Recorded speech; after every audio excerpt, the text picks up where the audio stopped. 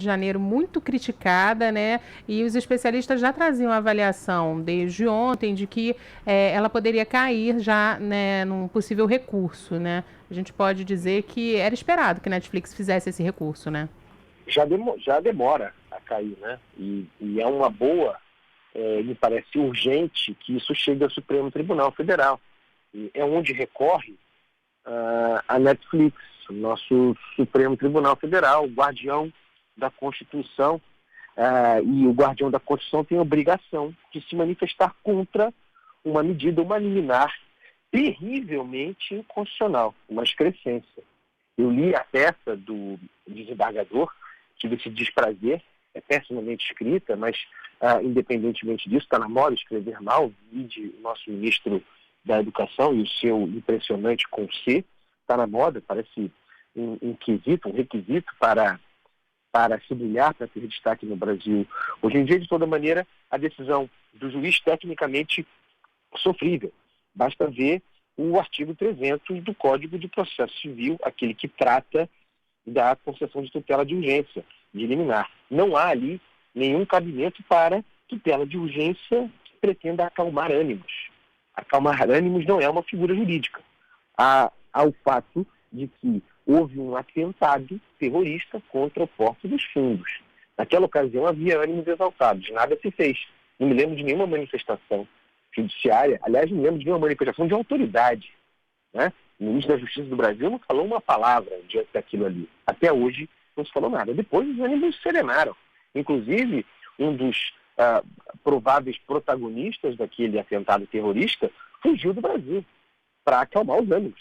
Ele foi o primeiro a fugir do Brasil para acalmar os ânimos. De modo que é uma decisão muito frágil, ela tem uma bizarra fundamentação religiosa no Estado laico, o que é muito perigoso, atenta, portanto, contra o Estado laico e atenta contra a liberdade de expressão, um pilar fundamental da nossa Constituição. Então eu espero que o Supremo Tribunal Federal derrube esse ato de censura, porque um ato de censura é o Estado, na figura de um magistrado. Aliás, esse é outro tema muito importante, o poder concentrado na mão de um indivíduo, de um juiz. É quase um imperador togado, tomando decisões como quer, como quiser, com base nos seus valores e não no que dizem os códigos. Então eu espero que o Supremo Tribunal Federal, numa manifestação de defesa da Constituição, derrube essa liminar.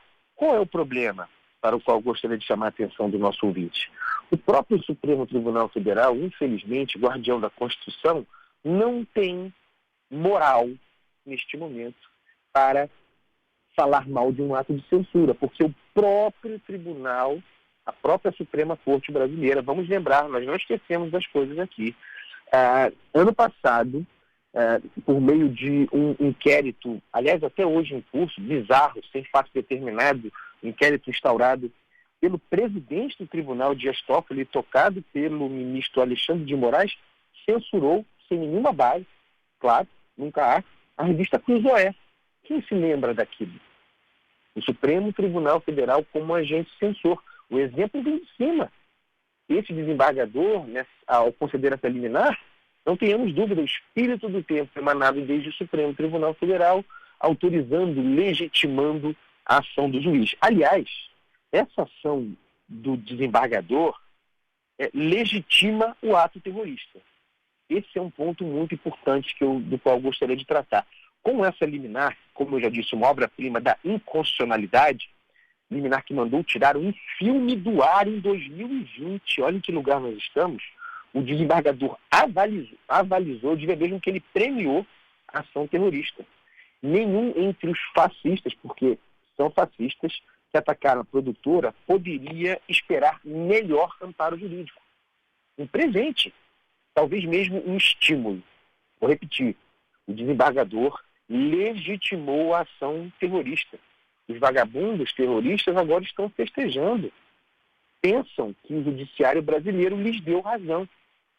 É um momento grave, não são bons os tempos que nós vivemos. Vamos ver se o Supremo Tribunal Federal coloca de volta as coisas em seus devidos lugares. Mas para mim, de grande disfarçatez, o desembargador usar uma censura, um gesto de censura para acalmar ânimos, quando na verdade os ânimos foram incendiados pelo ato terrorista. Tudo muito triste, Isabelle.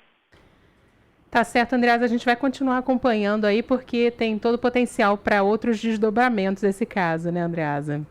Eu espero que não tenha mais desdobramento nenhum, não. Já basta ter havido um ato terrorista no Brasil, reivindicado, né? Não nos esqueçamos de que os terroristas, esses que atacaram Porta dos Fundos, divulgaram um vídeo reivindicando, uma coisa rara, reivindicando a autoria daquele ato terrorista. É algo novo no nosso ambiente, algo que não se vê há muito tempo, talvez desde o regime militar. Haverá quem diga que os ataques a ônibus no Brasil, incendiando ônibus, ataques de black blocs também são atos terroristas. Eu não discordo, eu acho que são, mas não são reivindicados. Esse foi reivindicado, o sujeito fugiu para a Rússia, está lá pedindo asilo político, se comportando como vítima de perseguição política. Quer dizer, uma loucura sem precedente, que não vou insistir nesse ponto, para mim é o mais importante, que é chancelada pela decisão do judiciário, legitimada por essa decisão do desembargador, de modo que, com urgência, o Supremo Tribunal Federal, com o que lhe resta de dignidade de guarda da Constituição,